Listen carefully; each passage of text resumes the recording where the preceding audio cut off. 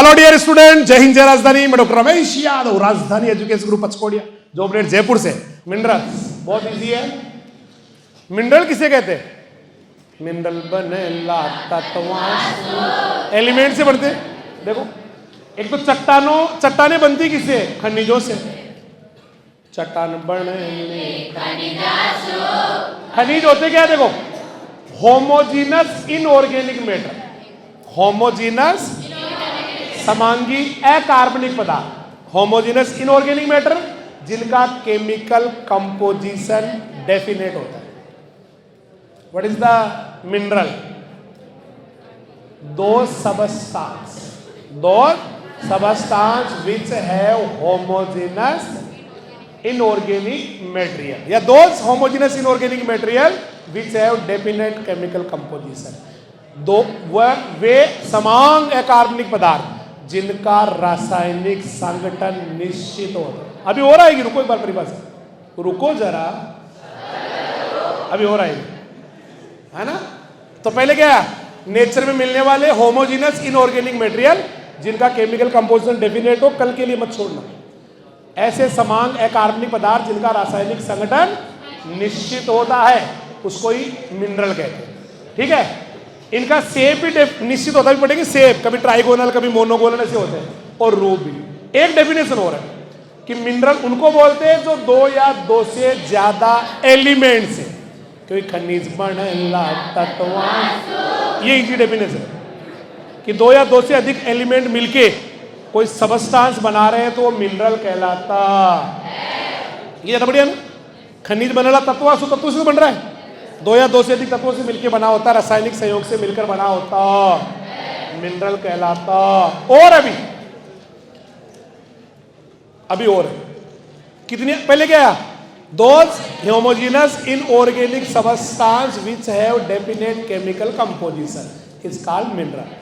फिर those chemical substance which is made up of two और more than two elements, या chemical मत कहो, सबस्टांस कह दो।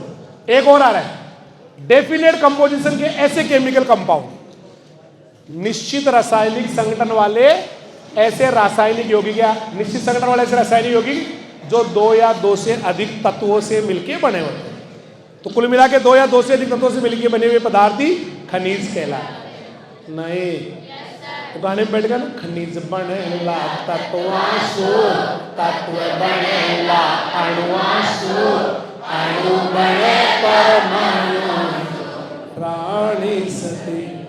हर जो मिनरल है उसका डेफिनेट केमिकल कंपाउंड होता है। अब देखो इनके क्या क्या गुण होते हैं। रंग होते हैं मिनरल के, रंग होते हैं मिनरल के, कैसा भी रंग हो सकता, रंग होते हैं मिनरल के, कैसा भी रंग हो सकता। प्रिंसिपल साहब के पास बोले नीला हरा पीला, ये तो तीन ही नहीं होते, कोई भी कलर में आ सकता मिनरल। भाई सब आप पढ़ रहे हैं कंपोजिशन और कैरेक्टरिस्टिक्स ऑफ मिनरल, खनिजों के गुण। तो पहला गुण रंग होता है। खनिज का कोई ना कोई रंग होता है, कभी ये नीला होता है, कभी ये हरा होता है, कभी ये पीला होता है, कभी ये लाल होता है, ग्रे, हर कलर में होता है। एवरी कलर में मिनरल मिलते हैं। ठीक है, पहला तो हो गया। सेकंड, इनमें चमक आती है, चमक। हर मिनरल चमकता है, लश्यर लश्यर। एवरी मिनरल है लश्यर लश्यर। अब ये चमक दो तरह की होती है, मेटेलिक लश्यर, नॉन मेटेलिक लश्यर। कईयों में धातु की तरह चमक आती है, जैसे लोहे को आप काटो ना तो कटने के बाद उसमें मेटेलिक लश्यर है, क्योंकि वो मेटल है। पीतल को काटो, आप काटते वो चमकेगा कटा हुआ, वो मेटेलिक लश्यर है। लेकिन कांच भी चमकता है काटने में, पर वो मेटेलिक लश्यर नहीं है, वो नॉन मेटेलिक लश्यर है। तो इनमें चमक होती है भाई, चमक चमक चमक। ओ भाई इनमें चमक होती है, ओए चमक। ओ मिनरल में रंग होता है, चमक होती है, लश्यर होता है। लश्यर कैसा होता है? दो टाइप का, मेटेलिक लश्यर, नॉन मेटेलिक लश्यर। अब बताओ मेटेलिक किसमें मिलेगा? सोने में, चांदी में, कॉपर में, आयरन में, मेटल्स में। और नॉन मेटेलिक अस्तर कांच में, डायमंड में। डायमंड बोले तो हीरा, हार्डेस्ट मिनरल होता है हीरा। दुनिया का सबसे हार्डेस्ट हीरा ही होता है। हीरे से ही कांच काटते हैं, हीरे से काटते हैं, इतना हार्ड होता है हीरा, है ना बेटा। तो दो प्रॉपर्टी किसको याद होगी? रंग होता है मिनरल का, चमक होती है मिनरल में, कभी मेटेलिक कभी नॉन मेटेलिक, मेटेलिक गोल्ड में, मेटेलिक कॉपर में, मेटेलिक आयरन में, सिल्वर में, सब में होती है। नॉन मेटेलिक जो मेटल की तरह चमक नहीं होती है, नॉन मेटेलिक ग्लास में, डायमंड में। तीसरा, इनका शेप अलग अलग होता है, क्रिस्टलाइन होते हैं। क्रिस्टल क्या होते हैं? कोई ना कोई शेप होता है उसका, इनका भी कोई ना कोई शेप होता है। देखो मिनरल का अपना अलग अलग विशेष आकृति या शेप होता है, राइट। जैसे कोई तो क्यूबोइडल, चौक के डिब्बे जैसा होता है, कोई टेट्रागोनल, चार भुजा वाला होता है, कोई ट्राइमेट्रिक, कोई मोनोक्लिनिक, कोई ट्राइक्लिनिक, कोई hexagonal. Shape of mineral, shape of mineral, कभी ये क्यूबोइडल होते हैं, कभी ये हेक्सागोनल होते हैं, कभी ये मोनोक्लिनिक होते हैं, कभी ये ट्राइक्लिनिक होते हैं। Shape of mineral, shape of mineral, अलग अलग शेप होते हैं, कभी ये देखो खूब सारे क्लियर दिखने वाले, ये खूब सारे लो आप, ये देखो अलग अलग शेप है। कोई कैसा है? ग्वायरोइड, कोई डिप्लॉइड, टेट्राप्लॉइड, हेक्साग्लोइड, सारे होते हैं। ये ले लो, कभी ये क्यूब शेप में होते हैं घनाकार, कभी ये ट्यूबुलर होते हैं, कभी ये हेक्सागोनल होते हैं, कभी ये ऑक्टाहेड्रल होते हैं, कभी ये टेट्राहेड्रल होते हैं, अलग अलग शेप के होते हैं। ये कभी ये पिरामिडल होते हैं, कभी ये ब्लेड जैसे होते हैं, कभी ये मोनोक्लिनिक होते हैं, कभी ये मोनोक्लिनिक भी होगा आपको, मोनोक्लिनिक स्वाहा, मोनो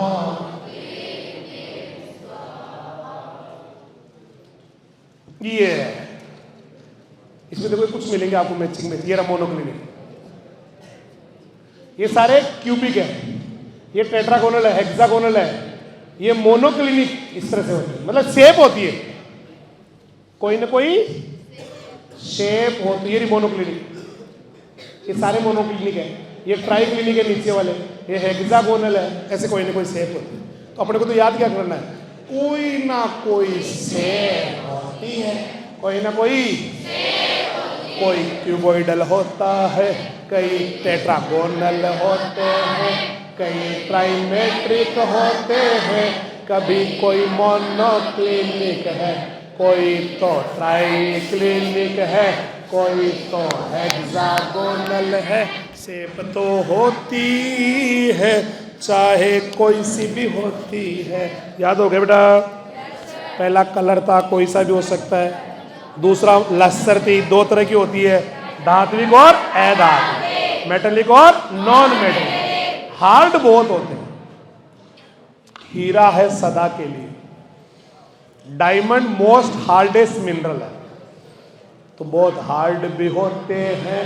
जैसे डायमंड सबसे हार्ड, कई पारदर्शी होते हैं, डू यू नो पारदर्शी, ट्रांसपेरेंट, जिनके आर पार देखा जा सकता है। कुछ सेमी ट्रांसपेरेंट होते हैं, जिनको थोड़ा आधा दिखता है आधा नहीं दिखता। तो कुछ ओपेक भी होते हैं, अपारदर्शी। ये तीनों को प्रॉपर्टी आ गई। कोई तो ट्रांसपेरेंट होता है, कोई ट्रांसल्यूसेंट होता है। अम्मी भाई ट्रांसल्यूसेंट होती है, तुम्हें पता ही नहीं कैसे, कहाँ पता तुमने ट्रांसल्यूसेंट होती है? ट्रांसल्यूसेंट जानते हो क्या? अगर कोई कांच है और उसके आगे ओस आ गई और आर पार दिखना बंद हो गया, तो वो ट्रांसलूसेंट है। लगता तो कांच जैसा है लेकिन दिख नहीं रहा, उसको ट्रांसलूसेंट बोलते हैं। क्वेश्चन आएगा, ट्रांसलूसेंट होता है। तुम्हारा तो है नहीं पता, अभी टेस्ट नहीं है तुम्हारा तो। कुछ खनिज पारदर्शी होते हैं, कुछ अल्पारदर्शी होते हैं, कुछ समझ में आ गया नहीं? कई तो ट्रांसपेरेंट होते हैं, कई ट्रांसलूसेंट होते हैं, कई ओपेक। अब आ जाओ वजन, कितना इजी, मैं कह रहा हूं इससे इजी क्वालिटी दुनिया में किसी को ही नहीं सकती। कुछ भी लिख दो, कलर कुछ भी, चमक दो, लसर, कल, सेब क्रिस्टली होते हैं, लेकिन क्रिस्टल का कोई भी सेब हो सकता है, मोनोक्लिनिक, ट्राइक्लिनिक, प्लानोक्लिनिक, है ना? फिर कह रहा है हार्ड, बहुत ज्यादा, हीरा तो बहुत ज्यादा हार्ड होता है, मुश्किल है उसको तोड़ना। कुछ ये तीनों की प्रॉपर्टी है, कोई आर पार दिखने वाला, कोई आधा दिखने वाला, कोई बिल्कुल नहीं दिखने वाला। क्यों? फिर कुछ भारी होते हैं, कुछ मीडियम होते हैं, कुछ हल्के होते हैं। हेलो ये ऐसी प्रॉपर्टी पढ़ोगे, मतलब इतने बुरे दिन आ गए भाई, इनको भी याद करोगे आप? खुद ही लिख दो। अब पढ़ेंगे क्लासिफिकेशन ऑफ मिनरल। पहले पढ़ेंगे किसके आधार पे? ओरिजिन के आधार। जेनेसिस क्या होता है? बनना। ओरिजिन पहला आया है प्राइमरी। ओ प्राइमरी क्या होता है? सुन इधर देख। जब कोई रॉक्स टूटती है, जो मिनरल सीधे ही निकलते हैं, प्राइमरी मिनरल होते हैं वो प्राइमरी। अब जरूरी थोड़ी रॉक्स टूटे, आप ये भी कह सकते हो जो डायरेक्ट ही रॉक्स में होते हैं वो प्राइमरी मिनरल है। और बदल दो, तीसरी डेफिनेशन, जब कोई रॉक्स बनती है उसी समय से होते हैं प्राइमरी मिनरल होते हैं। सीधा ये जो उसके मेन मिनरल है जिससे रॉक बनी हुई है वो प्राइमरी है, और उनको तोड़ के आपने बनाया प्राइमरी। आपने प्राइमरी निकाले पहले तोड़ के, फिर उनको तोड़ के और दूसरा बनाया सेकेंडरी है, या उनमें कोई केमिकल चेंज किया, कोई रिएक्शन से बना, वो सेकेंडरी नहीं। What is primary? जिस समय मिनरल, देखो इधर, जब खनिज पदार्थों का निर्माण चट्टान के निर्माण के टाइम हो जाए, जिस समय रॉक बनी उसी समय से वो मिनरल भी उसके साथ ही अंदर आ गए, वो प्राइमरी मूल तो होते हैं, मेन चीज प्राइमरी है। तो जिस समय कोई रॉक बनती है उस समय मिनरल भी बनते हैं, डायरेक्ट रॉक्स में ही रहते हैं, प्राइमरी मिनरल होते हैं। खनिज पदार्थ का निर्माण भी चट्टान बनते टाइम ही होता है, वही प्राइमरी मिनरल है, वही प्राइमरी।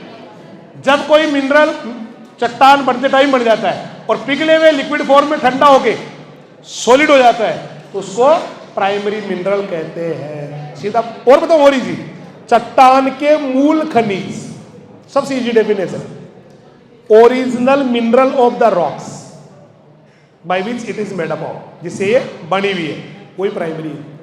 प्राइमरी जब ये चट्टानों के डायरेक्ट एसेंशियल कंपोनेंट है, डायरेक्ट चट्टान के अंदर ही होते हैं, है ना बेटा? इनको एसेंशियल कंपोनेंट, एसेंशियल मिनरल भी कहते हैं। प्राइमरी उसकी चट्टान की जरूरत है, प्राइमरी नहीं है चट्टान भी नहीं है, क्योंकि जिनसे बनी वही तो प्राइमरी है। साइज मैंने शुरू में कराया था इसका यार, कले से बड़ा, सेकेंडरी तो कले का भाई है, कले में ज्यादा सेकेंडरी, सैंड सिल्ट में प्राइमरी। तो सैंड सिल्ट की साइज कले से बड़ी आएगी, इसकी सॉरी प्राइमरी की, या छोटी आएगी? कले से बड़ी। कले का साइज, इसका साइज है कितना? कले नहीं, कले से बड़ी है। कले से बड़ा साइज क्या होता है? 0.002 mm से बड़ा। बड़ा तो ही होगा, ये भी लिखा देखो 0.002 mm से बड़ा, वो प्राइमरी मिनरल की साइज 0.002 mm से बड़ा। इसको 0.002 को क्या बोला जाता है? 2 माइक्रोन। कले की साइज 2 माइक्रोन से कम, कले की साइज 2 माइक्रोन से कम, लेकिन तो प्राइमरी है तो 2 माइक्रोन से बड़े होंगे। आया किस समझ में? इन्हीं से सेकेंडरी बनेंगे, वो तो सबको पता है, हमेशा सेकेंडरी प्राइमरी से ही बनते हैं।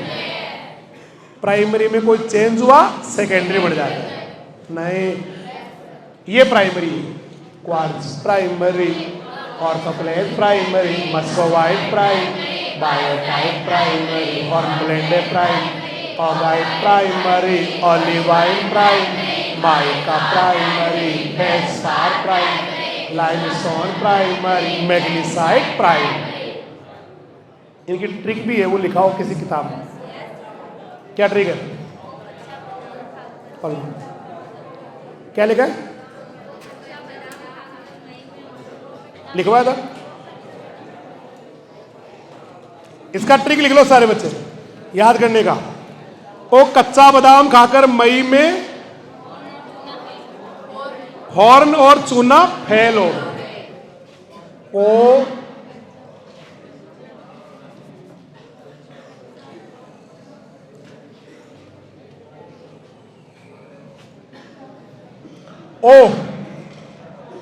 मेरे वतन के लोगों, अपना किया खुद ही भोगो। ये रहा। ओ कच्चा बादाम खाकर, ओ कच्चा बादाम खाकर है। उस समय कच्चा बादाम सॉन्ग भी आया था, बनाया था भी। खाकर मई में, क्यों? मई में हॉर्न और चूना फेल हो गए। मई में हॉर्न व चूना फेल हो गए। ओ बोले तो ओ गाइड, ओलिवाइन। ओके दो मतलब है, ओ गाइड, ओलिवाइन, दो मतलब है इसके दो हो गए। दो कौन कौन? ओगाइट और दूसरा ओलिवाइन।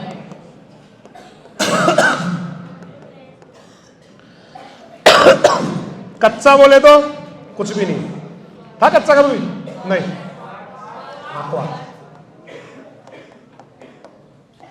बादाम बोले तो बायोटाइन।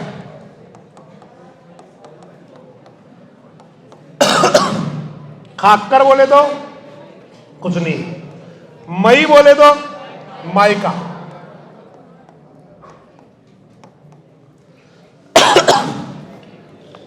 मैं बोले तो मैं पे भी आ रहा कोई?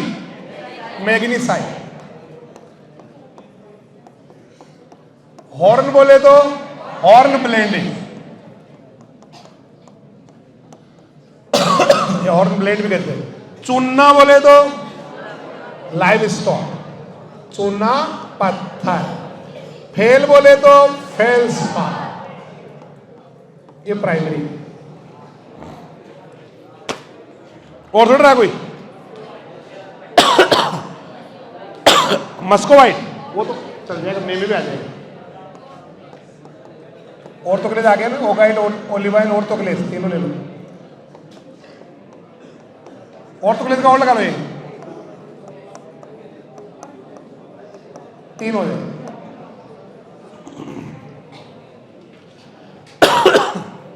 एक और चाहिए ना भी, एक ट्रिक और लिखवा रही। कर लोगे तैयार? ओ कच्चा बादाम दादा कच्चा खाकर मई में हॉर्न चूना फेल। कच्चा बादाम, ओ कच्चा खाकर मई में हॉर्न और चूना फेल। बादाम खाने के बाद ही फेल हो गई, जबकि बादाम दिमाग चलता रहता है। दिमाग चलता बताया बादाम से। तो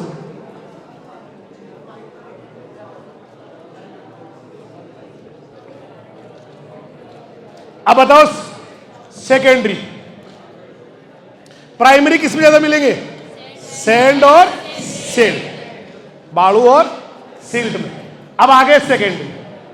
ये देखो, मूल प्राइमरी से या चट्टानों पे कोई रिएक्शन हुआ, क्लाइमेट चेंज हुआ, केमिकल रिएक्शन हुई और नया बना, इनका साइज क्या रहेगा? क्ले के बराबर, 0.002 mm से कम। 0.002 mm से कम। 0.002 mm से किससे बने सेकेंडरी? जब कोई प्राइमरी पे हुआ रिएक्शन, केमिकल हुआ रिएक्शन, या फिर क्लाइमेट ने किया चेंज, सेकेंडरी मिनरल बन गए, प्राइमरी से सेकेंडरी बन गए, प्राइमरी से।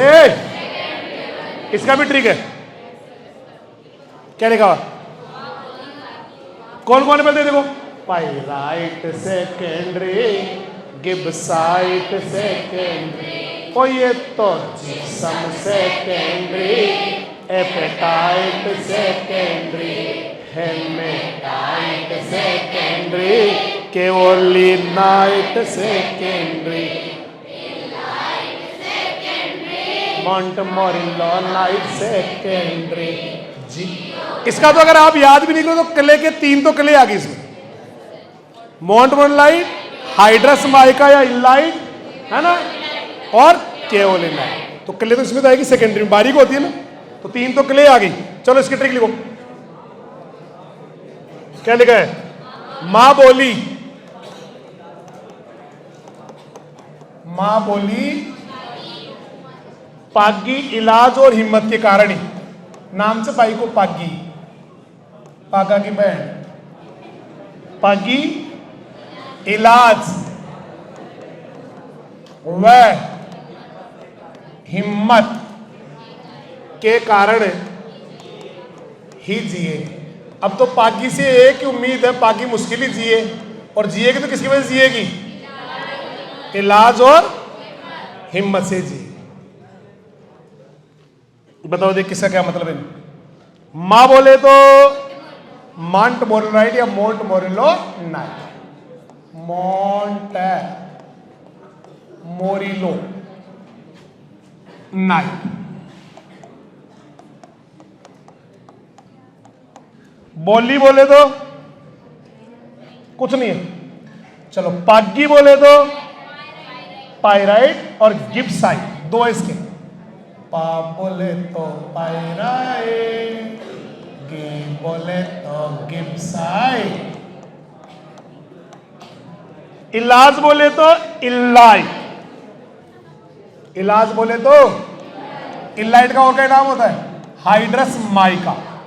हिम्मत बोले तो हिमेटाइट, हिम्मत बोले तो हिमेटाइट, ठीक है। कारण बोले तो कुछ आ रहा है? कारण कारण तो नहीं आ रहा, हाँ कारण बोले तो केओलिनाइट, यस। नहीं के बोले तो केओलिनाइट, ही बोले तो हिमेटाइट, वैसे पहले भी आ गई तो क्यों, और जीए की बोले तो जियोलाइट, जियोलाइट, और जिप्सम भी, दोनों आ जाए। ये सेकेंडरी, सेकेंडरी क्या होते हैं पहले बताओ?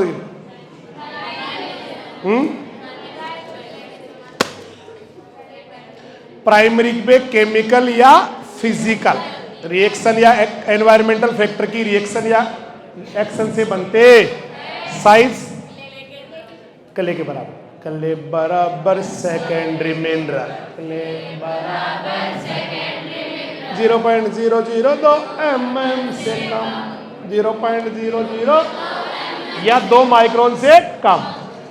अब लेते हैं क्लासिफिकेशन दूसरा, और ये तो ओरिजिन के हिसाब से। अब आ गया केमिकल कंपोजिशन के आधार पर। पहला है एलिमेंट, हीरा है एलिमेंट, सल्फर है एलिमेंट, हीरा है एलिमेंट, किसके आधार पर चल रहा है क्लासिफिकेशन? रासायनिक संघनट नहीं, संघटन, केमिकल कंपोजिशन। कोई एलिमेंट है, एलिमेंट का 2 एग्जाम्पल बताओ। हीरा है एलिमेंट, सल्फर है एलिमेंट, ये ऑक्साइड है। क्वार्ट्ज का फॉर्मूला बताओ देखिए, जिसमें ऑक्साइड आना चाहिए, SiO2, Si लिखा होगा देखो, ऐसे O2 होता है, SiO2 लिख लोगे। हेमेटाइट का बताओ, Fe2O3, Fe2O3। मैग्नेटाइट का बताओ, Fe3O4। Fe3O4 सब में आ रहा है ना? उसका बताओ लाइमोनाइड का, लाइमोनाइड किधर का है? FeOOH, आगे लगेगा NH2O, ये आएगा FeOOH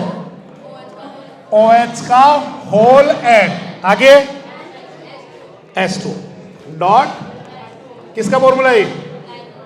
लाइमोनाइड या लिमोनाइड। बताओ सब में ऑक्सीजन है क्या? सबके अंदर है ना ऑक्सीजन सब में? ऑक्साइड ग्रुप में कौन कौन आया? ऑक्साइड लिख लिया नहीं सबने? ऑक्साइड ग्रुप में quartz, hematite, magnetite, limonite. Carbonate group में कैल्साइट का फॉर्मूला बताओ? CaCO3, कैल्साइट होता है CaCO3, आया ना कार्बोनेट CO3। डोलोमाइट का बताओ? CaCO3, MgCO3, और डोलोमाइट CaCO3, MgCO3, और डोलोमाइट CaCO3, MgCO3, और डोलोमाइट। तीसरा कौन है? मैग्नेसाइट, इसका MgCO3। मैग्नेसाइट क्या होता है?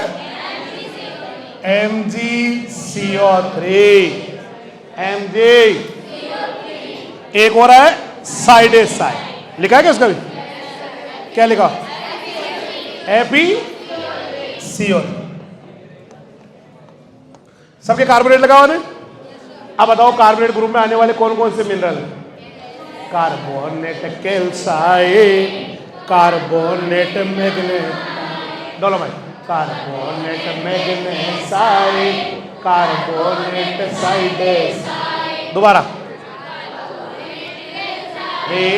Carbonate dolomite, carbonate magnesite, carbonate siderite. अब आओ फेल्सपार ग्रुप। फेल्सपार के दो भाग होंगे, दो है ना? ऑर्थोक्लेज फेल्सपार, प्लेजियोक्लेज फेल्सपार। ऑर्थोक्लेज फेल्सपार से पोटास आती है। जमीन में जितनी भी पोटास आती है, पोटेशियम, वो ऑर्थोक्लेज फेल्सपार मिनरल से आता।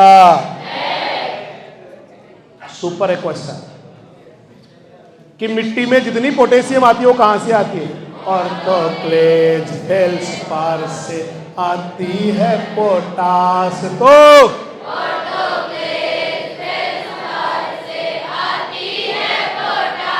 एक तो ऑर्थोक्लेज फेल्सपार इग्नियस रॉक्स में आएगा, तो एसिडिक में अम्लीय होता है।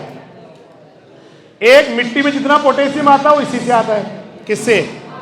ऑर्थोक्लेज फेल्सपार। ऑर्थोक्लेज फेल्सपार का अगर आप हाइड्रोलिसिस करोगे, जल अपघटन करोगे, ये अपघटन है, विश्लेषण। ये जल विश्लेषण किसे कहते हैं? हाइड्रोलिसिस।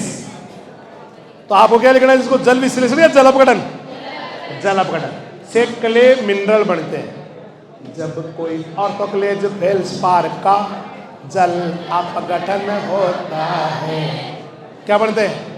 क्ले मिनरल बनते हैं, क्ले मिनरल बनते हैं। बहुत सुपर क्वेश्चन है। ऑर्थोक्लेज फेल्सपार का जब हाइड्रोलिसिस होता है, मिनरल। क्ले किसमें होती है ज्यादा? ब्लैक सॉइल में, काली मिट्टी में, चिकनी मिट्टी में तो होती है। अब आओ प्लेजियोक्लेज फेल्सपार। प्लेजियोक्लेज, इसका तो calcium felspar, plagioclase felspar, sodium felspar, soda lime felspar. 3 type के होते हैं जिनको ग्रुप बन गया plagioclase felspar. Calcium felspar, plagioclase felspar, sodium felspar, plagioclase felspar, और soda lime felspar. Mica group, वो काली माइका, सफेद माइका। काली माइका पहले पढ़ा था अपने, काली माइका कि मैं काली माइका भक्त हूं। काली माइका को मस्कोवाइट कहते हैं, वो बायोटाइप। और सफेद माइका को आया क्या? ये होते क्या पहले माइका बताओ। एक तो इनका जो स्ट्रक्चर होता है ना बेटा, वो बहुत नेरो होता है, अल्ट्रा नेरो स्ट्रक्चर ऑफ, हाँ, mica group is ultra narrow, बहुत ज्यादा नेरो होता है, संकीर्ण। क्या क्या होता है देखो इसमें, पोटेशियम के, हाइड्रोजन के, आयरन के, लिथियम को, लिथियम के, मैग्नीशियम के क्या होते हैं, हाइड्रेटेड एल्यूमिनियम ऑर्थोसिलिकेट। एक बार अलग अलग बोलना देखिए। पहला कंपाउंड का नाम बोलो, पोटेशियम हाइड्रेटेड एल्यूमिनियम और, या पोटेशियम एल्यूमिनियम ऑर्थोसिलिकेट। हाइड्रेटेड तो इसलिए बोलते हैं वाटर साथ होता है, इसके साथ बोलना है इसको, एल्यूमिनियम ऑर्थोसिलिकेट, उसको बोल लो लिथियम। अब इसके दो टाइप बताओ इसके माइका के, सफेद माइका, काली माइका। सफेद माइका, कोई अंग्रेजों की माता हो तो सफेद माइका हो जाएगी, दौड़ दम, और अपने हो तो काली माइका ही, लंबी सी जीभ निकाल। क्यों? व्हाइट माइका में कौन आती है? मस्को व्हाइट में क्या होता है? Potassium aluminium silicate. ये रहा पोटेशियम एल्यूमिनियम सिलिकेट, और तो सिलिकेट एक ही बात। ये व्हाइट माइका, और ये देखो व्हाइट आइटम, व्हाइट आइटम में, काली माइका में पोटेशियम एल्यूमिनियम भी हो सकता है, मैग्नीशियम एल्यूमिनियम और तो सिलिकेट भी हो सकता है, आयरन। इसके साथ आएगा तो सफेद माइका, बाकी के साथ आएगा तो काली माइका। काली माइका में कौन आई है? आयरन एल्यूमिनियम और तो सिलिकेट, मैग्नीशियम एल्यूमिनियम और तो सिलिकेट, लिथियम है ना, एल्यूमिनियम और तो सिलिकेट। अगला ग्रुप आ गया 6 नंबर, आएगा समझ में? नहीं आए होंगे। अगला एपेटाइट, फास्फोरस मिट्टी का एपेटाइट से आता है। जितना है मिट्टी में फास्फोरस आता है, एपेटाइट मिनरल से।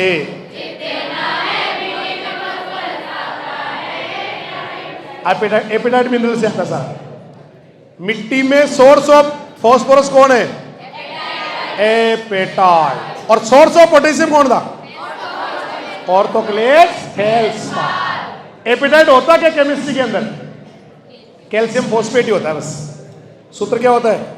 Ca3PO4 या CaHPO4 का होल टू, नहीं सिर्फ CaHPO4 या फिर CaH2PO4, CaH2PO4 का होल ट्वाइस। तो बनाते नहीं क्या अपन? 3 फोस्फेट का आयन आते, H2PO4 वो नहीं आते?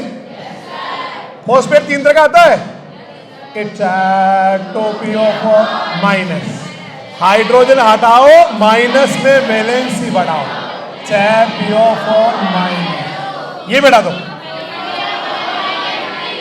अब इनके साथ कैल्शियम चिपकाना है। कैल्शियम वैलेंसी कितनी होती है? 2। अगर इसके साथ जुड़ा तो ये 2 कहां लग जाएगा? यहां, और वो 1 वहां, जिसको बोलते हैं मोनो कैल्शियम फास्फेट। ये कहां लगेगा? जैसे ये जोड़ रहे हो आप, यहां तो 1 है ना, वो तो यहां लगेगा। कभी भी कोई संयोजकता हो ऐसी लगती है। और ये 2 कहां लगेगा? ये यहां लग जाएगा, तो ये बनेगा CaH2PO4 का होल। ये फॉर्मूला भी हो सकता है उसका। किसका? एपेटाइट का। इसके साथ जोड़ो, देखिए इसकी भी 2, इसकी भी 2, कट जाएगा, तो CaH हो गया, दोनों में 2 कट गए। इसके साथ जोड़ो, ये 3 उसके लगेगा यहां, तो Ca3PO4 का होल ट्वाइस, ये 2 यहां लगेगा इसके। ऐसा होता है। और फोस्फेट सारा इसी से आता है, एपेटाइट। मिट्टी का सारा फास्फोरस एपेटाइट मिनरल से आता है। मिट्टी का सारा फास्फोरस एपेटाइट मिनरल से आता है। लास्ट ग्रुप आ गया horn blende, horn blende group, horn, इसमें एल्यूमिनियम सिलिकेट, हॉर्न ब्लेडे ग्रुप में कौन कौन से केमिकल आते हैं, मिनरल आते हैं? Aluminium, silicate. हॉर्न ब्लेडे ग्रुप में है कैल्शियम, सिलिकेट। हॉर्न ब्लेडे ग्रुप में है मैग्नीशियम, सिलिकेट भी। अब पढ़ेंगे हम लोग वेदरिंग ऑफ रॉक्स, चट्टानों का अपक्षय। एक्चुअली ऐसे बनती है मिट्टी, ये आपकी रॉक्स है, इनका पहले होगा वेदरिंग, अपक्षय। चट्टानों का क्या होगा बच्चों? ये चट्टानों का ये हो गया वेदरिंग, टूटना, अपक्षय। तो इससे डायरेक्ट मिट्टी नहीं बनेगी, रिगोलित बनेगा। रिगोलित क्या बनेगा? पहले एक बीच में एक चीज बनेगी, उसको बोलते हैं रिगोलित। मतलब थोड़े मोटे मोटे पत्थर बनेंगे इससे, बहुत बारीक नहीं बनेंगे। फिर एक दिन रिगोलित के और रिएक्शन होगी इसके ऊपर, इससे सॉइल बनेगी, इसको बोलते हैं पेडोजेनेसिस। इसको बोलते हैं रिगोलित को पेरेंट मटेरियल, वो भी पेरेंट मटेरियल होने को दो, लेकिन सॉइल की तो मम्मी ये भी तो है, इसको पेरेंट मटेरियल भी बोलते हैं रिगोलित में। तो जब कोई रॉक्स तोड़ती है उसे रिगोलित बनता है, ये तो वेदरिंग होती है। रिगोलित से सॉइल बनती है, रिगोलित से सॉइल बनती है, पेडोजेनेसिस होता है। अब ये पढ़ेंगे, पहले ये वाला पार्ट पढ़ेंगे, उसके बाद और भी बच्चों को बोल दो, उसको बोल दो, बच्चों को बोल देंगे, डायरेक्ट बोल दो, दे दो, बता दे। रॉक्स टूटी तो रिगोलित, रॉक्स टूटी तो रिगोलित, और रिगोलित टूटी आगे तो सॉइल। पहले अब मैं आपको पूछूं व्हाट इज वेदरिंग? चट्टानों का टूट के पेरेंट मटेरियल या फिर रिगोलित बनना, वेदरिंग कहलाती है। अपक्षय वो प्रोसेस है जिसमें मिट्टी का पेरेंट मटेरियल बनेगा। What is parent material? Regolith, मिट्टी से पहले का पदार्थ, राइट है। रॉक्स टूटेंगी रिगोलित बनेगा, वेदरिंग वेदरिंग वेदरिंग। रॉक्स टूटेंगे रिगोलित बनेगा, weathering weathering weathering. Three type of weathering, पहला है फिजिकल या मैकेनिकल, दूसरा केमिकल, तीसरा बायोलॉजिकल। चट्टानों को तोड़ना है, रॉक्स को तोड़ना है, रिगोलित बनाना है, पेरेंट मटेरियल बनाना है। रिगोलित को क्या कहते हैं? Parent material. सबसे पहले देखो साफ साफ लिखा है कि कोई भी फिजिकल प्रोसेस हो उससे सॉलिड और बल्कि मोटी रॉक्स टूट के छोटे छोटे टुकड़ों में विघटित हो जाए। ये छोटे छोटे टुकड़े बाबा रिगोलित। रिगोलित में क्रॉप नहीं उग सकती, सॉइल नहीं हो, नहीं सुन भाई। इसी को फिजिकल वेदरिंग कहते हैं। What is the physical weathering? मोटी मोटी रॉक्स का छोटे छोटे टुकड़ों में फिजिकल प्रोसेस से टूटना, और मोटी मोटी रॉक्स का छोटे छोटे टुकड़ों में फिजिकल फोर्स से, फिजिकल शक्तियों से टूटना। साफ साफ लिखा हुआ है विभिन्न फिजिकल जो फोर्सेज है उनसे सॉलिड और मोटी चट्टाने टूट के छोटे छोटे टुकड़े बन जाए, उसी को फिजिकल वेदरिंग कहते हैं। समझ में आया? इससे बनने वाले जो पेरेंट मटेरियल है रिगोलित है, उनका केमिकल कंपोजिशन अलग अलग होता है, बदलता रहता है।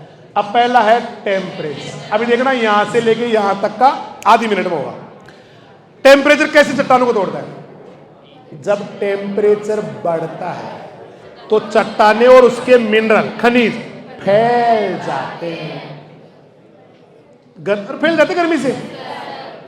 गांव में कहते हैं ना तेजाओ से तैगो, तो वैसे ही टेम्परेचर बढ़ता चट्टाने फूलती, टेम्परेचर घटता चट्टाने सिकुड़ती, फैलती सिकुड़ती सिकुड़ती फैलती टूट जाती है, वीर मरा।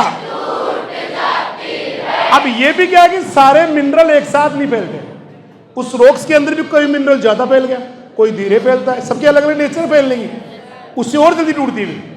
अगर सारी साथ फैले और सारी तब तो वो कम टूटेगी, लेकिन कोई बीच में से एक ज्यादा फैल गो तो दूसरे को नहीं फैलने वाले को तोड़ देगा। नहीं, लिखा है टेम्परेचर बढ़ने से चट्टानों की ऊपर वाली लेयर, ऊपर गर्मी तो ऊपर ही बढ़ेगी, वो धीरे धीरे गर्म होकर फैलेगी, तापक्रम कम होगा तो वो सिकुड़ेगी, श्रिंकिंग स्वेलिंग, नहीं स्वेलिंग श्रिंकिंग होगा।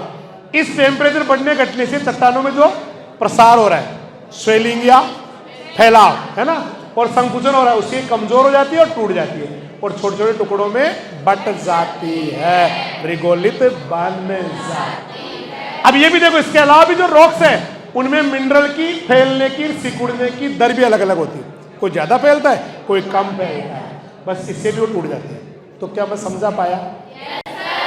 टेम्परेचर बढ़े तो फैल गई चट्टान ऊपर ऊपर से, टेम्परेचर घटे तो सिकुड़ गई चट्टान, फैल गई सिकुड़ गई, सिकुड़ गई फैल गई, टूट गई, राइट। और वो भी अलग अलग, कोई ज्यादा फूल गई कोई कम फूल गई। अब आ गया पानी, जब कोई पानी बहता है चट्टानों के बीच से बहता है, चट्टाने तोड़ के लाता है, पत्थरों को गोल बनाता। पत्थर गोल बनना भी तो ब्रेक वेदरिंग ही है। अगर एक पत्थर का किनारा टूट रहा है, जड़ रहा है ऐसे ऐसे रोलिंग करने से, तो वो भी तो यही आएगा।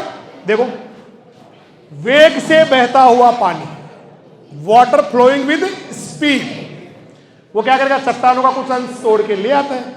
बरसात का पानी जब टूटे फूटे टुकड़ों को लेके बहेगा तो ये टुकड़े आपस में टकरा के, है ना, फ्रिक्शन से छोटे छोटे भागों में टूट जाते हैं।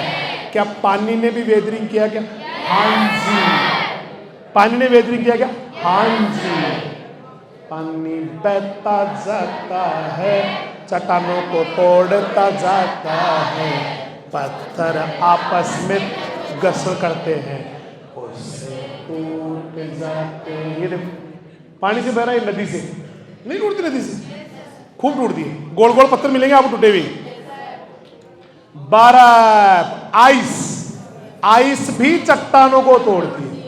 दरारों में भरा है पानी, आइस बन गया, आइस बना तो वॉल्यूम बढ़ गया, टूट गई चट्टानें।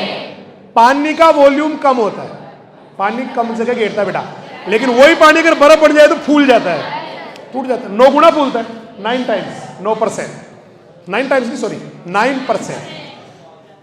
जैसे मान लो 100 मीटर स्क्वायर एरिया है, कोई पानी भरा हुआ 100 मीटर स्क्वायर, और वो बर्फ में कन्वर्ट हो गया तो 109 मीटर स्क्वायर, ऐसा हो जाएगा नहीं? तो टूटेगा वो।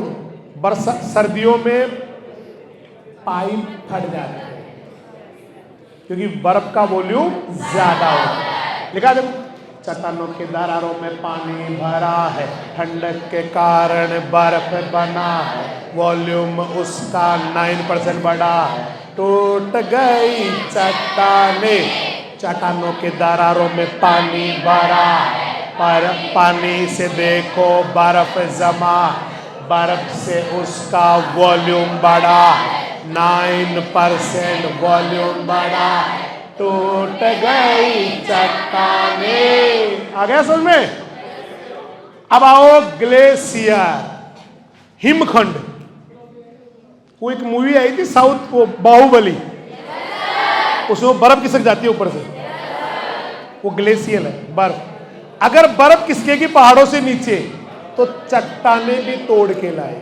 वो तो फिर भी ढीली ढीली बर्फ थी, कई बार तो बिल्कुल वेल सेटल्ड है ना, ग्लेशियर पूरी सिल्ली खिसक जाती है ऐसे, वो सिल्ली आएगी तो कई चट्टानों को तोड़ के ले आएगी वो। तो जब कोई ग्लेशियर खिसकती है, देखो हिमजल, हिमजल मतलब बर्फ, थोड़ा पानी, ये सारा, ये क्या करेगा अपने साथ? ग्लेशियर अपने साथ चट्टानों के टुकड़े लेके बहता रहता है और चट्टानें आपस में टकरा टकरा के छोटे टुकड़ों में टूट जाती है। वो फोटो आ गई, वो यही कलर्ड है, ये नहीं, कौन सी भी थी वो? सैंडस्टोन, सैंडस्टोन आ गया प्यारे, ये रहा वो सैंडस्टोन प्यार, यही फोटो है। थोड़ा फर्क है ना, कोई दूसरा होगा, ये होगी। ये भी नहीं, ये होगी, यही है, यही है, ये नहीं, ऐसी है लेकिन तो हवा हवाई चट्टान तोड़ के लाई।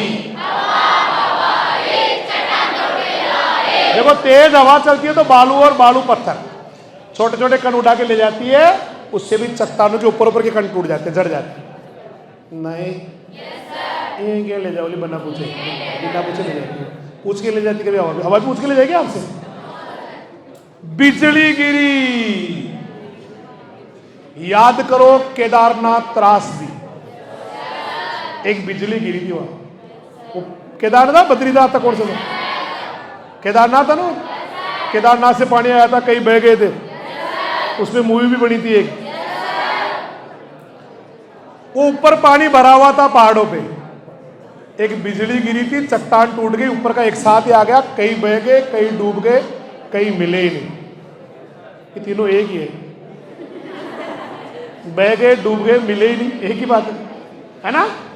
तो बिजली कड़कने से भी चट्टानों में दरारें पड़ जाती है, गुड टूट जाती है, हिलती है और बाद में टूट के गिर जाती है। आई अब किसको समझ में आ गई पूरी पूरी? तो बहुत इजी है। Physical weathering is very easy, chemical उससे भी इजी। इसके लिए कॉपी निकाल लेंगे, 2-4 रिएक्शन लिखेंगे अपन। सबसे पहले इसमें क्या होगा, ये देखो फिजिकल पता कब होती है? सूखे एरिया में पानी नहीं तो फिजिकल वेदरिंग, पानी है तो केमिकल वेदरिंग, सूखी सूखी में फिजिकल वेदरिंग, पानी होवे तो इधर देखना बेटा, अगर किसी मिनरल का केमिकल कंपोजिशन चेंज हो जाए, शब्दों पे ध्यान दीजिएगा, अगर किसी खनिज का रासायनिक संगठन बदल जाए और वो संगठन बदलने से कमजोर होकर टूट जाए, रासायनिक लेकिन केमिकल कंपोजिशन, जो क्या लिखा है, अगर कोई मिनरल है या चट्टान है, उसकी केमिकल कंपोजिशन चेंज हो जाए और उससे नए मटेरियल बन जाए और वो नया मटेरियल टूट जाए, तो वो केमिकल वेदरिंग है। केमिकल कंपोजिशन बदल गया, दूसरा ही पदार्थ बन गया, टूट गया बना हुआ पदार्थ, ओ ये तो केमिकल वेदरिंग, ओ ये तो केमिकल कंपोजिशन बदल गया, रासायनिक संगठन बदल गया, नया ही कंपाउंड बन गया, टूट गया नया कंपाउंड, ओ ये तो केमिकल वेदरिंग, ओ ये तो रासायनिक। अब देखो लिखा है, चट्टान या खनिज पदार्थों के मूल रूप में केमिकल कंपोजिशन चेंज हो जाए और नया पदार्थ बन जाए और वो टूट भी जाए बनने के बाद, वही ये डेफिनेशन है। जिसके कहते लगा हुआ है उसकी तो ऐसे कैसे लाइन याद करनी पड़ेगी? कहते लग गया, इसका मतलब अगले को सिर्फ ये पूछना है किसे कहते हैं। बुक में क्या लिखा हुआ है? कहते हैं। अगले को क्या लिखना है? किसे कहते हैं। क्वेश्चन होते हैं तो केमिकल कंपोजिशन रॉक्स का, मिनरल का चेंज हो जाता है, नया कंपाउंड बन जाता है, बन के वो टूट जाता है, हो गई केमिकल वेदरिंग। जहाँ पर पानी ज्यादा वहाँ पर केमिकल वेदरिंग, जहाँ पर सूखा सूखा वहाँ पर फिजिकल वेदरिंग। देखो रासायनिक अपेक्षा में जल का होना जरूरी है, बहुत स्पीड से होता। पानी है तो केमिकल वेदरिंग ज्यादा होती है। अच्छी लाइन है, बहुत अच्छी है। उष्ण कटिबंधीय क्षेत्र, गर्मी, ट्रॉपिकल रीजन, जानते हो ट्रॉपिकल रीजन? इक्वेटोरियल लाइन के आसपास, भूमध्य रेखा के आसपास भयंकर गर्मी पड़ती है, लेकिन जितनी गर्मी पड़ती है उतनी बरसात होती है। इसलिए दुनिया के डेंस फॉरेस्ट, घने जंगल इक्वेटोरियल लाइन या भूमध्य रेखा के आसपास ही। अब मैं आपसे क्वेश्चन पूछ रहा हूं, ये ज्यादा कहां होगा? पानी ज्यादा कहां मिलेगा? ट्रॉपिकल रीजन में, क्योंकि ट्रॉपिकल में क्या होगा? देखो साफ साफ लिखा है, ट्रॉपिकल रीजन है ना, उनमें रेगिस्तानों की बजाय, जहां पानी कम होता है उनकी बजाय केमिकल वेदरिंग ज्यादा होती है। क्योंकि ट्रॉपिकल में पानी ही जाता है। और भूमध्य रेखा के आसपास बहुत बरसात होती है, बहुत बरसात होती है। बरसात है तो केमिकल वेदरिंग होगी। अब इसके टाइप है, पहला है वाटर हाइड्रोलिसिस। इसमें वाटर लगाने की जरूरत ही नहीं है, हाइड्रोलिसिस ही है। हाइड्रो खुद ही वाटर है। कभी भी वाटर हाइड्रोलिसिस आज ही पहली बार सुना मैं तो वर्ड ही कि वाटर फिर हाइड्रोलिसिस हो करो आप उसमें, तो ये तो बिल्कुल भी नहीं आएगा, हाइड्रोलिसिस आएगा। सुनना इधर, क्या होता है ये? व्हाट इज जल अपघटन? पानी खुद भी टूटता है, अगले को भी तोड़ता है। या फिर यो चेंज करो थोड़ा, पानी को तोड़ो, H+ और OH-। वो H+ क्या करेगा? उस केमिकल जिससे रिएक्शन कर रहा है ना, उसके चिपक जाएगा और उसके किसी को रिप्लेस कर देगा। इससे वो कमजोर होकर टूट जाएगा। जैसे फॉर एग्जाम्पल यह है कल, ये देखो कल C3OH, KAlSi3OH, कल C3OH, कल से कौन है? कल C, ठीक है। तो कल C3OH, ये कौन है? पानी। अब ये H गया, इस K को हटा गया, ये बन गया हल C3OH। कल C3OH का बन गया हल C3OH। हालांकि ऐसे ट्रिक ये बोलने की है, बाकी तो ऐसे नहीं बोलते। KAlSi3OH प्लस वाटर, तो ये बन गया H, यहां पे H लगा तो HAlSi3OH। पहले इसका नाम था ऑर्थोक्लेस, जिसको ऑर्थोक्लेस फेल्सपारस बोल रहे थे भाई, पोटेशियम का सोर्स, यही तो। अब इसका ये बन गया सिलिकेट क्ले, लेकिन ये कमजोर हो गया। और कमजोर कर दो एक बार, इसको फिर पानी से कराओ, हल C3OH को फिर पानी से कराओ, इसका हाइड्रोजन फिर क्या करेगा? देखो किसको रिप्लेस, वो सॉरी, ये तो डायरेक्ट इसके साथ जुड़ ही जाएगा, रिप्लेस करेगा इस हाइड्रोजन को, और Al2O3 Si3 को भी रिप्लेस करेगा, और बन गया बॉक्साइड। बॉक्साइड और ज्यादा कमजोर है। तो पानी खुद भी टूटता है, अगले के साथ, अगले को भी तोड़ता है। एक बार पोटेशियम तोड़ दिया उसका, अब की बार उसकी सिलिका हाइड्रोजन ये तोड़ दी, तो खुद भी टूटता है, अगले के अंदर हाइड्रोजन डाल के उसको भी कमजोर कर देता है।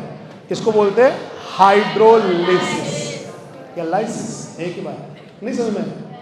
पानी खुद भी टूटेगा, अपना हाइड्रोजन उसमें डाल के उसको भी तोड़ेगा, बस ये हाइड्रोलिसिस है। नहीं, रिएक्शन बहुत एक ही रिएक्शन, बाकी तो याद नहीं करने आगे, बहुत इजी है। ये देखो, जब पानी का संपर्क होगा ना किसी मिनरल से, तो जल का हाइड्रोजन निकलेगा, हाइड्रोजन निकला था उसका, और वो मिनरल के किसी भी कैटायन के साथ या किसी भी कैटायन को क्या कर देगा? रिप्लेस, स्थानांतरित कर देगा। अभी उस हाइड्रोजन ने पोटेशियम को रिप्लेस किया था, पहले वो कल C3OH था, हल C3OH कर दिया उसका, कल C3 को कल C3OH को हल C3OH, K को हटा दिया, हाइड्रोजन आ गया, फिर उससे बॉक्साइड बन गया। रिएक्शन ऐसे आनी थी लैंग्वेज में, लेकिन पानी आया मिनरल के कांटेक्ट में, हाइड्रोजन से उसका कोई भी कैटायन रिप्लेस कर दिया, यही तो किया उसने, बनायनों को स्थानांतरित कर दिया। उससे क्या हुआ बताओ? उसका कंपोजिशन बदल गया। इसका एक कंपोजिशन है क्या दोनों का? इसका केमिकल कंपोजिशन क्या है? KAlSi3OH, इसका क्या है? HAlSi3OH। एक या अलग अलग है? तो देखो रासायनिक संगठन बदल गया। इसमें जो हाइड्रोजन है और हाइड्रोक्सिल दो में टूटेगा पानी, तो H और OH, चट्टाने इससे कमजोर हो जाएगी। ये अच्छा था, इसकी टूटने की संभावना नहीं थी, ये कमजोर, टूट जाएगा, ये कमजोर है, टूट जाएगा। चट्टानों और खनिजों के साथ ये मिलके नए कंपाउंड बनाएंगे। यहां पे डबल रिएक्शन है, 1 2, फटाफट लिखेंगे हाइड्रोलिसिस डाल के, कल C3OH plus H2O is equal to हल C3OH प्लस KOH। जल्दी जल्दी जल्दी, समझ में तो आया कि नहीं है? बताओ, कोई पूछे व्हाट इज हाइड्रोलिसिस, कौन बताएगा? हाथ खड़ा करके बताओ। हाइड्रोलिसिस, पानी टूटा, हाइड्रोजन निकला, उसने मिनरल का कैटायन हटाया, बस इतना ही तो है। रिएक्शन लिखने के पहले तो हेडिंग डालना, weathering, chemical weathering of rocks, chemical weathering of rocks, चट्टानों का रासायनिक अपक्षय, चट्टानों का रासायनिक अपक्षय। फिर हाइड्रोलिसिस। अरे हाइड्रोलिसिस समझ में तो आया क्या? किसको आया था? हाथ खड़ा करने के बाद सर मेरे को आ गया। किसे कहोगे हाइड्रोलिसिस? पानी टूटेगा और खुद टूटेगा और अपने हाइड्रोजन से अगले के किसी केटाइन को तोड़ देगा, अलग कर देगा। बस ये हाइड्रोलिसिस है। उससे क्या होगा? उसका केमिकल कंपोजिशन चेंज हो गया, कमजोर हो गया वो पहले से। लिख लिया पहला। अब इस ऑर्थोक्लेज, इसका नाम भी लिखना बेटा। ऑर्थोक्लेज वाटर और उधर बन गया एसिड सिलिकेट क्ले।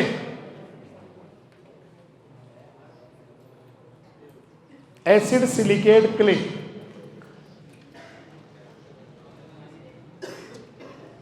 यही लिखा देखो कि ऑर्थोक्लेज फेल्सपार। ऑर्थोक्लेज फेल्सपार मैंने नाम बोला था इसका, पोटेशियम का सोर्स। ऑर्थोक्लेज फेल्सपार क्या होगा? जल योजन के फलस्वरूप इसके साथ पानी का हाइड्रोजन जुड़ने के कारण क्या बन गई? Acidic silicate clay. यही तो बना। अब आगे चल के फिर घुलेगा ये और वापस पानी जुड़ के क्या बना देगा इसको? बॉक्साइट। बॉक्साइट और भी कमजोर होता है। तो दो रिएक्शन लिखनी है इसकी, डबल रिएक्शन है इसकी। पहले में तो कलसीथरी OH से हलसीथरी OH, दूसरे में तो हलसीथरी OH से bauxite Al2O3 bauxite Al2O3 bauxite Al2O3 bauxite Al2।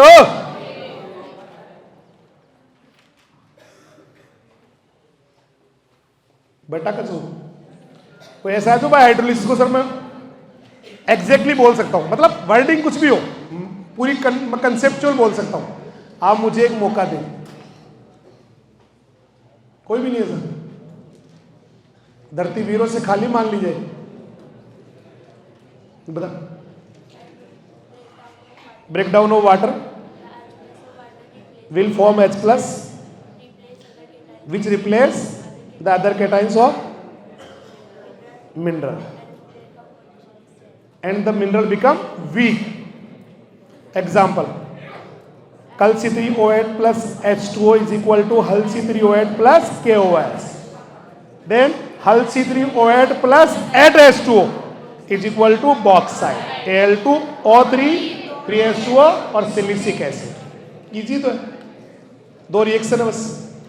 अब आओ पानी का जुड़ना, हाइड्रेशन। पानी का जुड़ना पानी से कमजोर नहीं होता क्या? मैं बाहर से एक पत्थर उठा के लाया, पहाड़ वाला नहीं, नॉर्मल, और उसको थोड़ी देर के लिए पानी में हो तो ऐसे टूट गया, बिल्कुल नहीं टूटता। और बाहर से एक पत्थर लेके आया मैं, जहां जोड़ो बांटो, चूना पत्थर, उसको पानी में डाल दिया तो ऐसे थोड़ी देर 2 घंटे बाद तो ऐसे पसर पसरी टूट गया ऐसे। नहीं, क्यों? पानी उसके साथ जुड़ गया, इसलिए कमजोर हो गया। तो देखो पानी, इसके साथ पानी चिपक गया। देखो अभी देखना इसके बाद Fe2O3 3H2O दोनों चिपक गए। पानी अब की बार टूटा कोई नहीं, चिपक गए। ये हाइड्रेशन है, पानी का जुड़ना, हाइड्रेशन। ओहो हो, पानी का जुड़ना, हाइड्रेशन। जल के मॉलिक्यूल जुड़ते हैं, खनिज को फिर क्या करता है? खनिज को कमजोर कर देते हैं। साहब लिखा दो, जब मिनरल के साथ वाटर मॉलिक्यूल का केमिकल कॉम्बिनेशन होता है, दोनों जुड़ जाते हैं, तो क्या होगा? इससे मिट्टी को बनाने वाले मिनरल पहले सूखे होते हैं, पहले तो पानी नहीं होता ना इनके अंदर शुरू में, और नमी से क्या होगा? जल जुड़ गया तो क्या होगा? ये कमजोर हो जाएंगे। ऐसा कहां होता है? नम प्रदेशों में या शुष्क प्रदेशों में? ह्यूमिड रीजन या एरिड रीजन? एरिड, ह्यूमिड या एरिड? नमी तो चाहिए ना रिएक्शन करने के लिए, ज्यादा कहां होगा? ह्यूमिड। ये देखो फेल्सपार, इसके साथ पानी जोड़ दो, पायरोडोक्सिन के साथ जोड़ दो, MP बोल के साथ जोड़ दो। ये एग्जांपल दो दे ही रखे। लाल हेमेटाइट का सूत्र बताओ। हेमेटाइट अभी थोड़ी देर पहले आया था। Fe2O3 पानी जुड़ते ही बन गया वो पीला लाइमोनाइट या लिमोनाइट। ये अपने वाला जिप्सम नहीं तो जिप्सम CaSO4 2H2। तो ये CaSO4 और ये वाटर, कोई सा भी इनमें तो कोई भी एक भी लिख सकते हैं आप एग्जाम। वो तो क्या है आगे उसकी तो सेकेंड रिएक्शन थी, इनमें दोनों ही फर्स्ट थे। बेटर है क्या? तो जोड़ो ना पानी, लिखो हाइड्रेशन और छोटा सा लिख दो combination of water with mineral या खनिज के साथ जल का जुड़ना। हाइड्रेशन खनिज के साथ जल का जुड़ना, combination of water with mineral.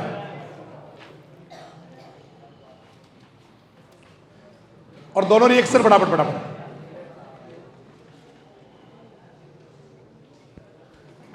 Haematite का सूत्र आता है क्या? Fe2O3 प्लस H2O, चिपका डालो Fe2O3 plus dot 3H2, dot लगा दो प्लस की जगह, बस चिपक गया। ये तो नीचे वाला तो और भी इजी है। बनाना क्या आपको? जिप्सम CaSO4 2H2O, तो CaSO4 प्लस 2H2O, प्लस को हटा दो, जुड़ जाएगा। ये आप भी रहे क्या समझ में आपके? किसको आ रहे, किसको नहीं आ रहे? चलिए विलियन तो जान दो, सॉल्यूशन क्या होता है? कब कोई चीज सोल्यूबल बन जाती है? जब वो अपने आयनों में टूट जाती है। आपने नमक डाला, नमक का गुलना पता क्या है? Na का अलग होना और Cl का अलग होना, यही होता है गुलना। वो सोल्यूबिलिटी क्या होती है? Breakdown of any molecule into its ions, आयनों में टूटना। तो ये NaCl वाला एग्जाम्पल लिख दो, NaCl प्लस H2O, Na अलग, Cl अलग, H2O अलग, यही सॉल्यूशन है, विलियन है। ये देखो वाटर एक अच्छा सॉल्वेंट है, सबको पता है, यूनिवर्सल सॉल्वेंट है। CO2 कार्बनिक है ना, अकार्बनिक, इनके साथ जुड़ के और ज्यादा पावरफुल कर देते पानी को। पानी सबको नहीं घोल सकता, लेकिन अगर इसके साथ एसिड मिल जाए आके, कार्बनिक अम्ल वगैरह, फिर घोल लेता है, फिर और ज्यादा पावरफुल विलायक बन जाता है, सॉल्वेंट बन जाता है। बेटा किस समझ में? पानी सभी को नहीं घोलता, नहीं घुल सकते सर, लेकिन आ गया एसिड तो घुल जाते हैं सर। पहले तो कई वो तो पानी डायरेक्ट घोल लेता है, जैसे मान लो नाइट्रोजन घुल जाएगी, तो नाइट्रोजन कैल्शियम मैग्नीशियम तो घुल जाते हैं, लेकिन कोई नहीं घुल रहा तो फिर क्या होता है? जब जब जीवाणु सड़ता है, CO2 गैस निकल जल से क्रिया करती है, कार्बनिक अम्ल बनाती है, और कार्बनिक अम्ल पानी के साथ मिला तो फिर तो अम्ल बन गई तेजाब, वो घोल लेगा, फिर तो अच्छे से घोल लेगा। यही कह रहा देखो, वाटर एक बहुत अच्छा सॉल्वेंट है, लेकिन जब उसके साथ CO2 जुड़ जाती है, CO2 वाटर, कार्बनिक अम्ल बन जाएगा, डायरेक्ट नहीं बनेगा।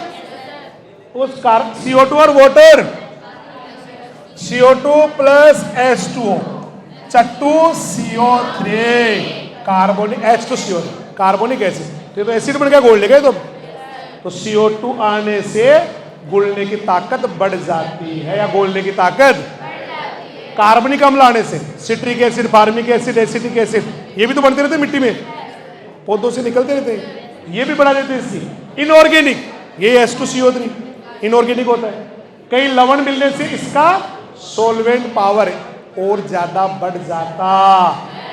देखो ये घोड़ा हुआ है नमक, एक चुटकी नमक की कीमत तुम क्या जानो राजेश बाबू। ये नमक है, ये पानी है, सब अलग अलग हो गए, Na plus Cl minus H2, टूट गया ना आयनों में। तो लिखो रिएक्शन तोड़ो, तोड़ दिया।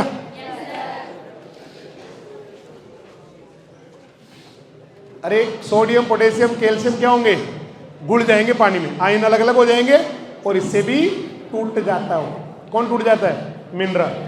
किसी मिनरल में मान लो NaCl है और नमक पानी डाल दिया तो NaCl तो घोल लाएगा सारा, वो तो बीच में खोखला बन गया, फिर थोतो होगा, टूट जाएगा। ऐसे करता है। अरे ये कह रहा है कि विलियन बनने से क्या होगा? हालांकि होता कम है से, लेकिन होगा। एक मिनरल है, उस पर पानी डाल दिया तो उसका नमक तो गुड़ के आ ही जाएगा कम से कम सारा, नहीं आएगा। और जब बीच बीच में से नमक गुड़ के आ गया तो कमजोर हो गया, फिर पोरस हो गया, टूट जाएगा। फिर ऑक्सीडेशन, ऑक्सीजन का जुड़ना, ऑक्सीडेशन, हाइड्रोजन निकलना, ऑक्सीडेशन, इलेक्ट्रॉन निकलना, ऑक्सीडेशन। ये देखो, ऑक्सीजन का जुड़ना, हाइड्रोजन का निकलना, या इलेक्ट्रॉन का निकलना ऑक्सीडेशन होता है। ये कौन? ऑक्सीजन। इसके साथ जोड़ो, अभी कौन है? FeO। O कितनी है? 1। इधर देखो O3 हो गई, इससे भी कमजोर हो जाता है। देखो इधर इधर देखो, इसके साथ ऑक्सीजन जुड़ के ये बन गया, ये कमजोर, और इसकी ऑक्सीजन निकल गई, अभी देखना उसमें उल्टा आएगा रिएक्शन ही। इसकी ऑक्सीजन निकल गई और ये बन गया, ये भी कमजोर। ऑक्सीकरण से भी कमजोर होता है, रिडक्शन से भी कमजोर होता है। किसी के साथ जुड़ी ऑक्सीजन कमजोर होता है। इसी की ऑक्सीजन, अभी देखो दोनों रिएक्शन एक ही, इसका उल्टा क्या? बस ये दोनों तीर है नहीं, ये किसकी तीर है? ये वाली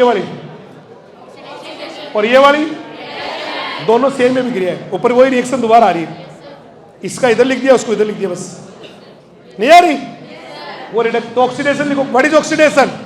ऑक्सीजन का जुड़ना, ऑक्सीडेशन, हाइड्रोजन निकलना, ऑक्सीडेशन। आयरन, मैंगनीज और सल्फाइड, इनका क्या होता है? ऑक्सीकरण होने से, ऑक्सीजन जुड़ने से, है ना, ये टूट वो हो जाते हैं, कमजोर होकर टूट जाते हैं। रिएक्शन तो लिखी ली होगी, ऑक्सीकरण लिखे। व्हाट इज ऑक्सीकरण? ऑक्सीजन का जुड़ना। अभी कौन है? FeO, ऑक्सीजन जुड़ते ही क्या होगी? Fe2O3, कमजोर। फेरिक ऑक्साइड कमजोर होता है, फेरस ऑक्साइड अच्छा होता है। लेकिन अगर इसका निकल गया ना तो उल्टा है, फिर ये ताकतवर था, ये कमजोर है। अरे ऑक्सीजन आई, ऑक्सीकरण हुआ तो भी कमजोर करेगा, और ऑक्सीजन निकल गई तो भी कमजोर करेगा। नहीं समझ में आई? ऑक्सीकरण से क्या हुआ? घुलनशीलता बढ़ गई, वॉल्यूम बढ़ गया, इसलिए आसानी से टूट जाता।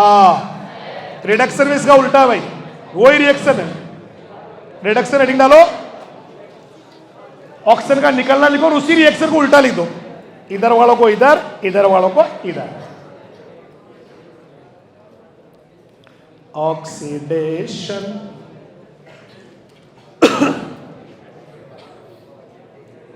बेटा बिना बोले हो गया। रिडक्शन किसे कहते हैं? अपचयन किसे कहते हैं? ऑक्सीजन निकले तो, ऑक्सीजन का निकलना रिडक्शन, हाइड्रोजन का जुड़ना रिडक्शन, इलेक्ट्रॉन का जुड़ना रिडक्शन। तो यहां पे आपने क्या किया? इसकी उल्टी ऑक्सीजन निकाल दी, फेरस ऑक्साइड बन गया, फिर कमजोर। ये बना ना, इससे ये बना तो भी कमजोर, और इससे ये बना तो भी कमजोर, और वो टूट जाते। समझ में आ गया क्या भाई? ऐसा कब होता है? ऑक्सीजन कब निकलती है? पानी आने से। पानी आया जमीन में से, ऑक्सीजन निकल जाएगी, रिडक्शन हो जाएगा, है ना। अब आ गया कार्बोनेशन, कार्बोनेट का बनना या कार्बोनिक एसिड, मतलब कार्बन डाइऑक्साइड का जुड़ना। जब जब जीवाणु सड़ता है, CO2 गैस निकलती है, जल से क्रिया करती है, कार्बोनिक अम्ल बनाती है। कार्बोनिक अम्ल की चूने से क्रिया, कैल्शियम बाइकार्बोनेट बना, कैल्शियम बाइकार्बोनेट। ये रिएक्शन तो पहले भी आई हुई है, दोनों आई हुई, ये तो बहुत आई हुई, ये भी आई हुई है कि ये घुलने वाला चूना तभी बनता है जब उस कैल्शियम कार्बोनेट के साथ कौन जुड़े? Carbonic acid. दोबारा सुनना इसका कारण, जब जब जीवाणु CO2 गैस जल से क्रिया करती है, कार्बनिक अम्ल बनाती है, कार्बनिक अम्ल की चूने से क्रिया, कैल्शियम बाइकार्बोनेट बना, ये तो घुलने वाला चूना बन गया। 1 and 1 soluble line, calcium bicarbonate. ये नहीं घुलने वाला था, ये चूना कतई नहीं घुलने वाला था, लेकिन इसको कार्बोनिक एसिड से तो बना था नहीं ये वाला, इसने रिएक्शन करके घुलने वाला चूना बना दिया। नहीं समझ में ऐसे? What is carbonation? CO2 का जुड़ना, यार कार्बन डाइऑक्साइड का किसी बेस के साथ जुड़ना कार्बोनेशन कहलाता। ऑर्गेनिक, अच्छा जरूरी कि जड़ से ही निकलेगी CO2, या वो जीवांश के सड़ने से निकलेगी? और किससे निकलती है? जड़ों से रेस्पायरेशन में निकलती है, श्वास में निकलती है ना, साफ साफ लिखा है देखो, जीवांश पदार्थ के अपघटन या सड़ने से CO2 गैस निकलती है, जल से क्रिया करती है, कार्बनिक अम्ल बनाती है। कार्बनिक अम्ल एक वीक एसिड होता है। कैसा एसिड होता है? अब इसका क्या होगा, लेकिन कोई भी कार्बोनेट है या बाइकार्ब, पहले कार्बोनिक एसिड, फिर कार्बोनिक एसिड का कार्बोनेट से रिएक्शन हो गया, बन गया बाइकार्बोनेट। और ये तो गुलने वाला गुड़ थे, टूट गई चट्टान में, रिएक्शन लिख दी क्या? पहले तो ये लिखना कि what is the carbonation, combination of CO2 with base या CO2 प्लस बेस, इतना ही लिख दे, CO2 प्लस बेस। बेस कौन है यहां? ये यही तो है वो बेस, यही तो बेस क्षार, और ये CO2 है CO3 के रूप में। यहां जब जब जीवांश सड़ता है CO2 गैस निकलती है, जल से क्रिया करती है, कार्बनिक अम्ल बनाती है, कार्बनिक अम्ल की चूने से क्रिया कैल्शियम बाइकार्बोनेट बन। कैल्शियम बाइकार्बोनेट क्या है? सोल्यूबल लाइम, घुलने वाला चूना। लिख लेना बुक के अंदर, यहां घुलने वाला चूना, यह है मुन्ना, यह है घुलने वाला चूना। हो गया? आगे बढ़ जाऊं। अब लेते हैं बायोलॉजिकल वेदरिंग। आदमी तोड़ता है, चट्टानों को तोड़ता है, सड़क बन जाती है। तो वो भी तो तोड़ ही रहा है सड़क निकालने के लिए, रेलगाड़ी का रेल मार्ग बनाने के लिए, नहीं बट तोड़ता। आदमी तोड़ता है, पहाड़ों को तोड़ता है, रेल सड़क बांध के लिए, रेलगाड़ी आएगी, पहाड़ तोड़ के आएगी, पटरियां पहले बन जाए। आदमी रेल लाइन बनाने के लिए, सड़कें बनाने के लिए, डैम बनाने के लिए, नदियां बनाने के लिए, ARCP में चंबल का पानी जयपुर, दौसा, भरतपुर लाने के लिए तोड़ेगी जगह जगह, नहीं तोड़ेगा आदमी? तो आदमी तोड़ता, जानवर भी तोड़ते, जानवर नहीं तोड़, चिटिया रही, चिड़िया रही, कीड़े रही, छेद कर देते चट्टानों, है ना? तो मनुष्य रेल, सड़कें, बांध, नदी बनाने के लिए पहाड़ों को, चट्टानों को चूर्ण चूर्ण कर देता है, पाउडर कर देता है उनका। बड़ी बड़ी चट्टानें छोटे टुकड़ों में टूट जाती है, सुरंगें बना देता है। 20-20 किलोमीटर लंबी सुरंगें पहाड़ों में, 20 किलोमीटर बड़ी बड़ी। ऐसी चिड़िया और कीड़े ये भी चट्टानों के छेद मार देते, देखो छेद मारेंगे, चिट्टियों के छेद, है ना? जिससे चट्टानें कमजोर होकर टूट जाती। अब आ गया पौधों का प्रभाव। जब कोई प्लांट की जड़ें रॉक्स के अंदर जाती है, चट्टानें टूट जाती है, दबाव से टूट जाती है। ऐसे ही वो जड़ें क्या निकालेगी? CO2, जल से रिएक्शन, कार्बनिक अम्ल, अम्ल बनती है चट्टानों के अंदर के, चीजें खुल जाएगी, उससे भी चट्टानें कमजोर हो जाएगी। लिखा है चट्टानों की दरारों में जड़ें कार्बनिक अम्ल बढ़। 2-4 कार्बनिक अम्ल नाम बताओ, डायरेक्ट बनाते हो, सिट्रिक एसिड, एसिटिक एसिड, इससे भी चट्टानें टूट जाती। माइक्रोब्स, छोटे छोटे जीव भी, ये चला ना माइक्रोब्स। माइक्रोब्स को भी न्यूट्रिशन चाहिए, तो चट्टान के लगा के मुंह, उसका क्या खींच लिया? न्यूट्रिएंट। तो चट्टान तो कमजोर होगी, बीच में से आपने न्यूट्रिएंट्स निकाल ली, नहीं निकाल?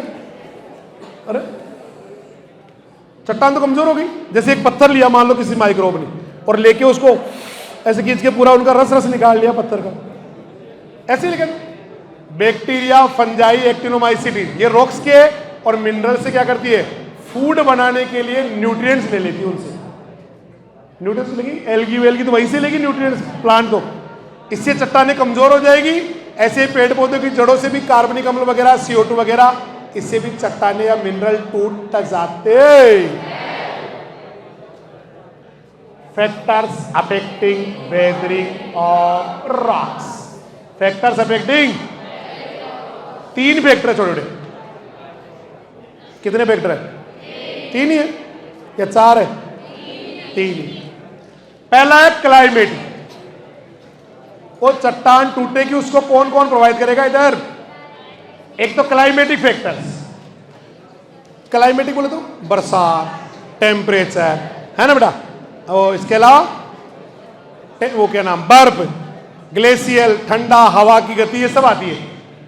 तो ये फैक्टर जो है ना बेटा, ये टाइप ऑफ वेदरिंग को और रेट ऑफ वेदरिंग दोनों को अफेक्ट करते हैं। जैसे बरसात हो गई तो केमिकल वेदरिंग ज्यादा हो जाएगी, सूखा रह गया तो फिजिकल ज्यादा हो जाएगी, गर्मी बढ़ गई घट गई फिजिकल हो जाएगी। ऐसे तो करते हैं। सूखे एरिया में देखो साफ साफ लिखा हुआ है, एरिड रीजन में फिजिकल वेदरिंग ज्यादा, सूखे एरिया में फिजिकल वेदरिंग ज्यादा। देखो जिसके कारण उनका आकार क्या होगा, घट जाएगा। वेदरिंग से कनीज टूट जाते हैं, साइज कम हो जाएगी उनका। अब साइज कम होने का मतलब क्या है? सरफेस एरिया बढ़ेगा या घटेगा? 5 किलो की गुड़ की बेली, उसका एरिया निकालो और टुकड़े करके हर टुकड़े का निकालो, बढ़ेगा ना। चट्टान टूटती है, कण तो छोटे होते हैं, लेकिन सरफेस एरिया बढ़ जाता है। अगर नमी है तो फिर कौन सा वेदरिंग होगा? केमिकल। सूखा है मौसम, फिजिकल वेदरिंग। और उसमें वेदरिंग हो के आकार घटता जाएगा, सरफेस एरिया बढ़ जाएगा। और मॉइस्चर अच्छा है तो केमिकल वेदरिंग, है ना। इसलिए नम वाले एरिया में कौन ज्यादा होता है? Chemical weathering. आया समझ में? 2 ही मोटी लाइनें उनके बारे में लिखा हुआ, पानी है ज्यादा केमिकल वेदरिंग, सूखा एरिया फिजिकल। अब फिजिकल प्रॉपर्टीज डिपेंड करता है मिनरल के गुण पे भी। एक मिनरल टूटना ही नहीं चाहता, क्वार्ट्ज हो तो वेदरिंग भी स्लो हो जाएगी।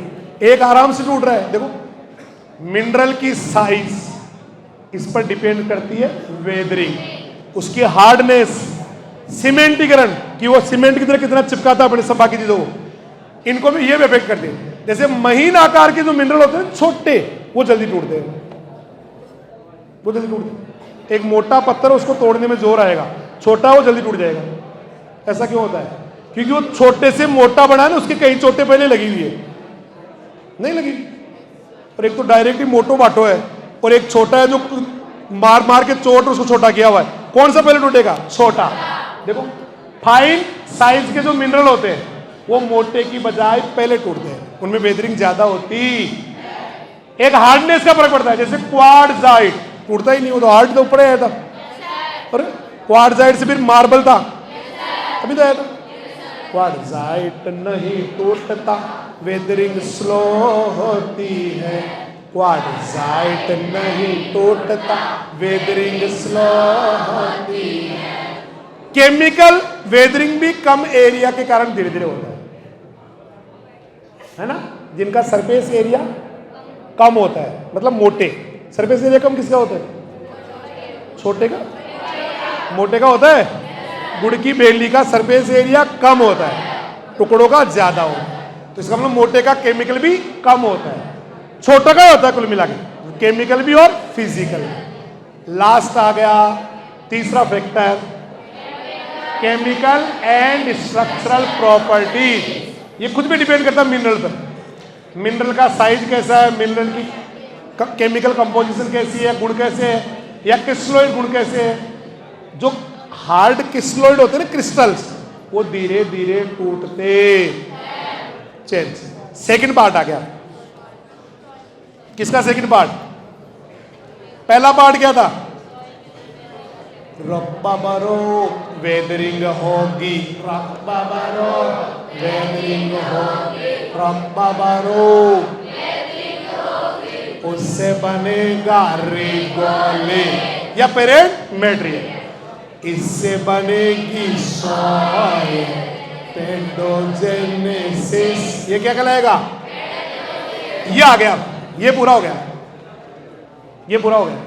अब ये वाला आ गया।